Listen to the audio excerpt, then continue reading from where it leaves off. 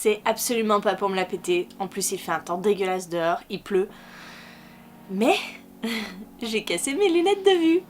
Et mes lunettes de soleil sont adaptées à ma vue. On va les enlever quand même pour la vidéo, mais c'est la loose. Bonjour tout le monde, c'est Maud, on se retrouve pour une nouvelle vidéo, un nouveau point lecture dans lequel je vais vous parler de 4 lectures. La première, il s'agit de Les Saisons de la Tempête de Elle Cosimano, paru chez De Saxus. J'enchaînerai avec La Maison des Secrets, le tome 2, le livre des sœurs de Jacqueline West, paru chez Seuil. J'enchaînerai ensuite avec L'Empire s'effondre, le tome 1 de Sébastien Coville, paru chez Anne Carrière Éditions. Et on terminera avec Le désert des couleurs de Aurélie Wildenstein, paru chez Scrineo.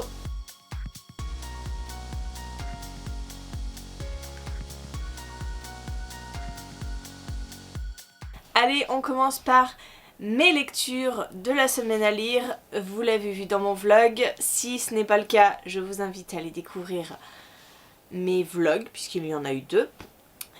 J'ai lu donc Les Saisons de la Tempête. J'attendais énormément de ce livre puisque le pitch me faisait très envie. Nous allons suivre des saisons, des personnes qui sont personnifiées dans les saisons. Et pour qu'une saison prenne la place de l'autre, il faut la tuer. Donc nous sommes avec des jeunes gens qui s'entretuent pour prendre leur place. Alors là, moi, je trouvais ça extraordinaire. J'adorais l'idée. Je trouvais ça hyper original. Et au final, j'ai été un peu déçue de ce livre. Même pas un petit peu, je pense que j'ai été très déçue. J'ai un avis assez mitigé sur cette lecture parce que pour moi, elle n'a pas rempli le contrat, elle n'a pas rempli tous les espoirs que je portais en elle. Et je suis déçue. Alors oui, le pitch est sympa. Alors oui, l'histoire peut être sympa, mais je trouve que la manière de faire est un peu étrange. Si vous voulez, on suit en particulier Jake. Alors je sais pas si c'est Jake ou Jack. Bref. Jack, on le suit quand il va devenir hiver, c'est-à-dire qu'il va mourir. On va lui proposer le job de devenir hiver, donc cette saison froide, un peu comme ça meurt. Et Jack va accepter et on va le retrouver 27 ans plus tard où il est bien dans sa saison, il est tranquille et il attend de se faire tuer par Printemps. Et on découvre qu'il est amoureux de Printemps et que Printemps aussi est amoureuse de lui et que c'est toujours un déchirement de se faire tuer par elle, etc. etc. Alors, déjà, je trouve le fait de faire un bond de 27 ans en avant un peu étrange. Parce que moi je m'attendais à ce qu'on découvre comment ça se passe pour devenir une saison, les engrenages, le but de tout ça. Et là, voilà, on nous pose les faits. C'est hiver, il est amoureux de Printemps et voilà, vous en faites ce que vous voulez. Et je trouve ça dommage parce que du coup, leur relation entre les deux, eh ben, on la voit pas se développer, on la voit pas grandir, on comprend pas forcément, même si on a des petits retours en arrière, mais ça suffit pas, et moi j'ai pas du tout réussi à m'accrocher à Jack, j'ai pas du tout réussi à m'accrocher à Printemps, aux autres personnages. J'étais assez détachée de tout ça, de cette histoire, même si dans le fond, voilà, il y a autre chose que simplement leurs conditions de saison. Il y a une sorte de révolte contre le système, une sorte de combat ancestral pour faire valoir leurs droits, pas simplement se faire tuer sans rien dire. Mais je sais pas, j'ai trouvé l'histoire finalement assez plate. Donc c'est un peu dommage, il fallait bien une première déception et c'est dommage parce que je pensais que vraiment celui-là il allait matcher à fond. Mais non. Il est juste beau, mais ça fait pas tout. On continue avec La Maison des Secrets. J'ai beaucoup aimé cette lecture, comme le premier tome. Franchement, je n'avais jamais entendu parler de cette saga jeunesse et je suis très contente de l'avoir découverte. Je l'avais trouvée à Gilbert Joseph, les 3 premiers tomes, à petit prix. Et je suis très contente, vraiment, parce que je trouve cette saga vraiment très intéressante, très sympa et addictive à souhait. on y suit Olive, qui est une jeune fille qui arrive dans une maison complètement macabre. C'est vraiment une maison d'horreur, de cauchemar, avec des grandes peintures au mur, des peintures qui ne s'enlèvent pas, des cadres qui sont comme collés au mur, impossible de les détacher. Et dans le premier tome, elle trouvait une paire de lunettes qui lui permettait de traverser ces tableaux et de se retrouver dans les paysages de ce tableau. Alors, on peut pas dire que c'est très original, parce que des livres comme ça, moi j'en ai déjà lu, mais vraiment toute cette histoire autour des tableaux, autour de cette famille qui habitait cette maison et de leur magie, j'ai trouvé ça top. Ce second tome, on retrouve toujours Olive, elle a toujours ces fameux tableaux chez elle, elle a une relation un peu plus particulière du fait de sa mésaventure du tome 1, et là elle va rechercher le livre des sœurs de cette famille pour pouvoir aider un de ses amis qui est dans un tableau. Vous le découvrez dans le tome 1, voilà. Je ne vous spoil pas normalement le tome 1, puisque déjà dans le tome 1, il était dans le tableau. Donc, Olive part à la recherche de ce livre des sœurs, et encore une fois, j'ai passé un super moment, parce que l'histoire est développée, elle n'est pas toute simple comme on pourrait le croire. Olive va se retrouver confrontée à pas mal de choses vis-à-vis d'elle, vis-à-vis de ce qu'elle a envie de faire avec ce livre des sœurs. Elle va changer de comportement, elle va être confrontée à elle-même dans ce tome 2, et j'ai vraiment beaucoup aimé. C'était, comme je vous l'ai dit, c'était pas une simple histoire de sorcellerie, et j'ai hâte de voir ce qu'on va nous proposer dans le tome 3, parce que vraiment cette saga, je vous la conseille, parce que c'est dommage, on la voit pas assez souvent, parce que moi je vous dis, je ne la connaissais pas avant de tomber dessus. Elle est peut-être vieille, hein. Elle date de 2012, donc oui, elle commence à avoir pas mal d'années, mais elle vaut le coup. On continue ensuite avec L'Empire s'effondre. On n'est plus du tout dans de la jeunesse, du young adulte, on est dans de l'adulte, et nous allons prendre part, on va dire, à une révolution, à un empire qui s'effondre. Voilà, le titre est parfaitement bien trouvé. Dans ce roman, nous allons suivre Alfred de Pergoal, qui est ingénieur et créateur des plus grandes machines à vapeur de son temps, qui va se rendre au palais pour assister à la cérémonie du millénaire de Seth. Sauf que lors de cette cérémonie, un attentat va avoir lieu, et cet attentat va complètement mettre le feu aux poudres et déclencher une révolution. Le peuple va se soulever et ça va bien partir en vrille. Nous sommes dans les prémices, vraiment, dans ce roman. C'est le premier tome, mais ça part déjà bien en cacahuète. Ce livre m'a occupé une bonne quinzaine de jours, il me semble, parce que je n'ai cessé de le répéter lors de ma semaine à lire. C'est un livre exigeant.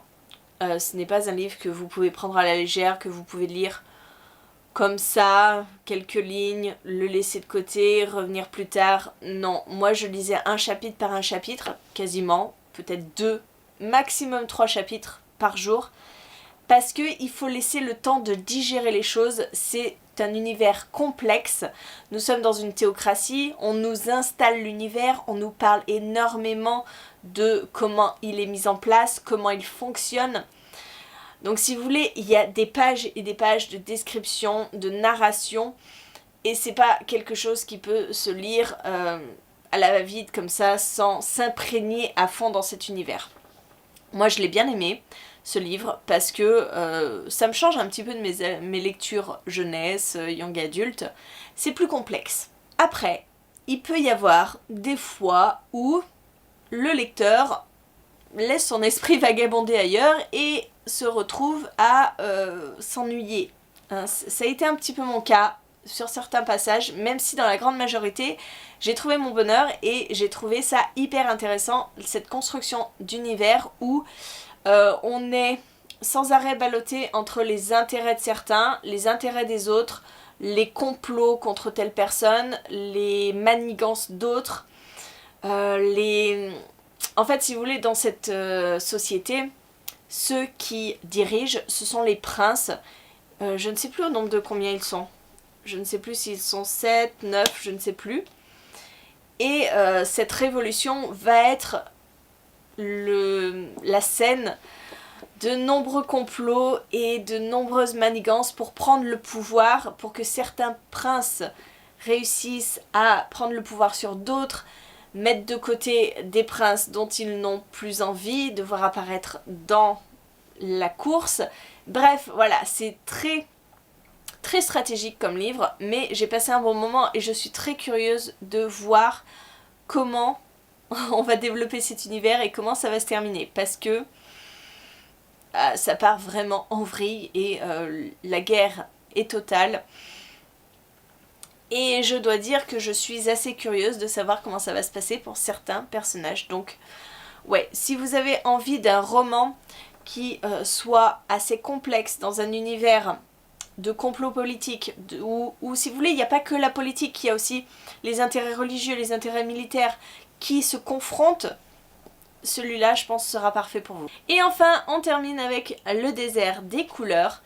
J'attendais cette sortie depuis tellement longtemps, un an tout simplement, puisque chaque année Aurélie Wallenstein nous sort un petit roman, toujours avec une thématique différente, toujours avec quelque chose d'original. C'est ce que j'adore chez cette autrice, parce que c'est quand même rare d'arriver à pondre un roman chaque année et avec à chaque fois des thématiques différentes. Celui-ci ne sort que le 20 mai, donc je suis désolée, mon avis va vous donner envie de courir l'acheter. Mais non, il n'est pas sorti. Donc, ici, dans Le désert des couleurs, Aurélie Wallenstein a décidé de nous dépeindre un monde post-apocalyptique où l'humanité est morte. Il n'y a quasiment plus d'humains. La planète est recouverte d'un désert, un désert très coloré, où chaque grain de sable est un souvenir d'une personne ou d'un animal, ou voilà, d'être vivante sur cette planète. Et on va suivre un tout petit groupe de survivants qui survit à peine dans le cratère d'un volcan. Et ils savent très bien que bientôt le désert va les recouvrir, et c'est un petit peu leur dernière chance de pouvoir trouver un autre endroit pour vivre, de pouvoir trouver peut-être d'autres survivants, et ils vont se lancer dans une grande quête pour envoyer 2 personnes, un explorateur et une aide, pour parcourir ce désert. Ils veulent trouver la cité d'Al-Nahir, qui est un petit peu l'Eldorado pour eux, peut-être la solution à tous leurs problèmes. Donc dans ce roman, nous allons suivre alors Kabalraï et Irae, sa sœur, qui vont partir dans cette quête de cette cité d'Al-Nahir, sans pour autant savoir s'ils reviendront un jour, s'ils ne vont pas mourir en chemin, parce que se confronter au désert, c'est aussi se confronter à la perte de ses souvenirs. J'ai adoré cet univers, j'ai beaucoup aimé le découvrir. J'ai trouvé ça fou et en même temps finalement très similaire à certains autres romans de l'autrice, parce qu'on a des thèmes qui reviennent et qui lui sont importants, puisque on parle de la cause animale, on nous fait revivre des souvenirs de l'humanité avec les très bons côtés de l'humanité, la mer, de beaux paysages, des moments importants, et malheureusement les pires souvenirs de l'humanité, avec tout ce que l'être humain peut être capable de faire et qui est juste horrible. Bref, on a ce mélange et c'était vraiment top, j'ai adoré. Encore une fois, Aurélie Wallenstein nous livre un roman qui fait réfléchir et qui est beau. Je ne l'aurais pas dit pour certains autres de ses romans, mais je trouve que c'est le plus lumineux de ce qu'elle a pu nous proposer jusqu'à maintenant. C'est un roman plein d'espoir, finalement. C'est un roman qui montre la dureté des choses, avec des thèmes vraiment problématiques et vraiment importants et durs. Mais d'un autre côté, j'ai trouvé cette lumière dans ce roman, et je suis très contente de l'avoir lu. Et je suis très contente que ça change un petit peu de toute cette noirceur. C'est vrai que le duo oiseau, on était sur le cannibalisme, Yardam, c'était sur la folie, Mère morte, ce sont l'âme des animaux morts qui dévorent les humains. Donc là, je me suis retrouvée dans un roman plus lumineux, avec quelque chose de plus naïf, de plus doux, parce que Kabal Raï est un enfant. Il a été engendré par le marchand de sable, et donc c'est un enfant qui grandit très vite, mais dans sa tête, il n'a que 3 ans quand il part pour ce voyage, et il est tellement naïf. Et de l'autre côté, on a Irae, sa sœur, qui elle est pleine de colère, et pleine de doute et de haine. Et le mélange de ces deux personnages fait une histoire magnifique. J'ai beaucoup aimé la relation entre les deux. Oui, Irae, au début, on a envie de le foutre des baffes parce que elle pervertit cette innocence, cette naïveté de son frère. Mais en même temps, ils ont chacun leur rôle à jouer. Irae fait ouvrir un petit peu les yeux à son frère sur la nature humaine, sur tout ce qui est autour d'eux. Et son frère arrive à adoucir sa haine et à comprendre son malheur. Et il y a une très belle connexion entre ces personnages et j'ai beaucoup aimé leur relation. J'ai vraiment passé un super moment encore avec cette lecture. Peut-être que certains trouveront que c'est plutôt lent. Pourtant, il y a quand même pas mal d'action parce qu'au sein du désert, c'est pas tout beau tout rose. Il y a des attaques, il y a ce genre de choses, il y a de l'action. Et peut-être que certains trouveront peut-être quelque chose de très répétitif. Derrière, on nous marque une ode à la liberté, au pouvoir des histoires et des souvenirs. Et c'est exactement ça. Mais en tout cas, pour moi, c'est le plus lumineux de ces livres. Et je vous le conseille parce que j'ai passé un super moment et je l'ai lu en 2 jours.